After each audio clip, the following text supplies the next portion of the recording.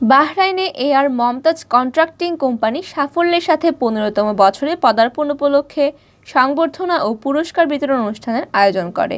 শনিবার স্থানীয় সময় রাত ৯টায় দেশটির রাজধানী মানামায় প্রতিষ্ঠানটির কনফারেন্স হলরুমে পবিত্র কোরআন তেলাওয়াতের মধ্য দিয়ে অনুষ্ঠানের শুরু হয়। অনুষ্ঠানের শুরুতে কোম্পানির পক্ষ থেকে আমন্ত্রিত অতিথিদের ফুলের তোড়া দিয়ে বরণ করে নেন প্রতিষ্ঠানের chairman Mohammad Abdur Rahman.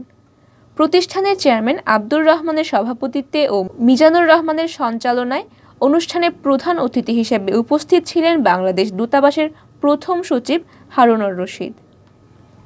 Guest of honour ছিলেন বাংলাদেশ বিজনেস ফোরামের সভাপতি আবুল কালাম আজাদ। বিশেষ অতিথি ছিলেন বাংলাদেশ বিজনেস ফোরামের সাধারণ সম্পাদক আইনুল হক, বাংলাদেশ সোসাইটির সভাপতি আসিফ আহমেদ, বাংলাদেশ আওয়ামী লীগ বাহরাইন শাখার সভাপতি আলাউদ্দিন নূর, উড়িষ্যা কনস্ট্রাকশন কোম্পানির চেয়ারম্যান মোহাম্মদ আলাউদ্দিন, বাংলাদেশ সমাজের মোহাম্মদ সোহেল। অতিথিরা কোম্পানির প্রতিষ্ঠাবার্ষিকীর কেক কাটেন এবং কোম্পানিতে যারা দীর্ঘদিন সুনামের সঙ্গে কাজ করে আসছেন তাদের মধ্য থেকে ৬০ জনের হাতে সম্মাননা সার্টিফিকেট তুলে দেন। আলোচনা শেষে কোম্পানির সফলতা কামনা এবং মহামারী করোনায় আক্রান্ত হয়ে যারা মারা গেছেন তাদের রুহের মাগফিরাত কামনায় মোনাজাত করা হয়। প্রতিবেদন স্বপন মজুমদার, বাহরাইন।